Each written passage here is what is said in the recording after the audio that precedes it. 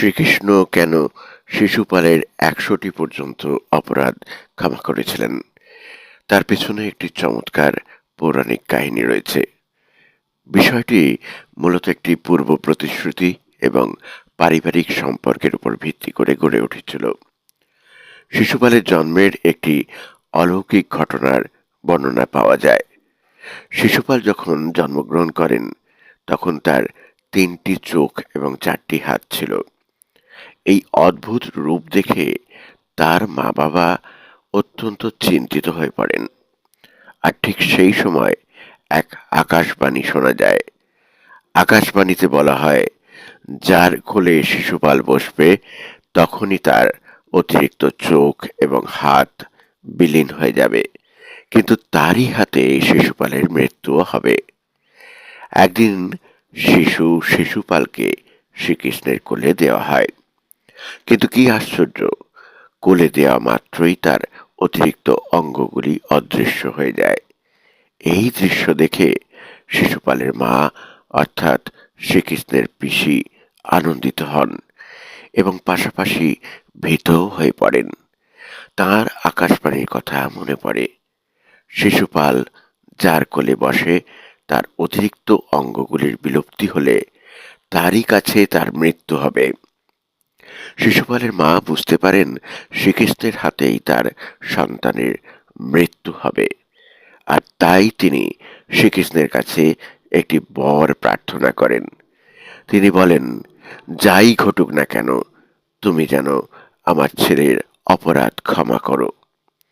শ্রীকৃষ্ণ তার পিসিকে কথা দেন যে তিনি শিশুপালের ১০০টি অপরাধ ক্ষমা করবেন।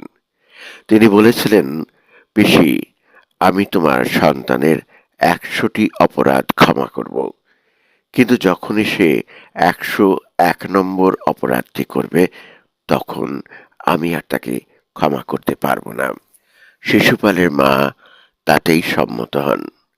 এদিকে শিশুপাল আস্তে আস্তে বড় হতে থাকে, কিন্তু শিশুপাল যতই বড় হতে থাকে ততই অহংকারী হতে থাকে।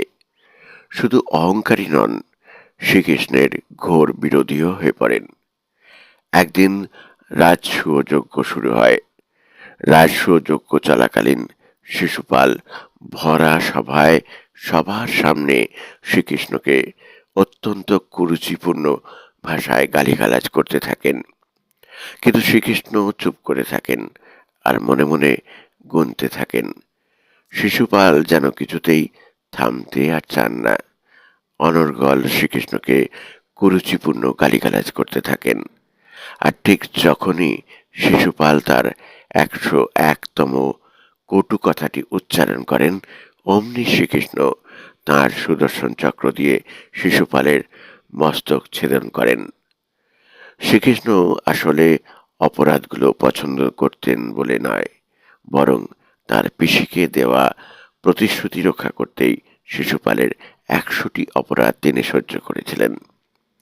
কথিত আছে, শিশুপাল মনে মনে ভগবানকে ঘৃণা করলেও তার মন সবসময় শ্রীকৃষ্ণের চিন্তায় মগ্ন থাকত।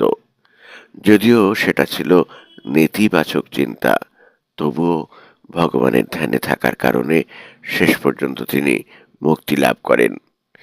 আজকের মতো ভিডিওটি এখানে শেষ করলাম। আবার দেখা হবে পরবর্তী কোনো ভিডিওতে।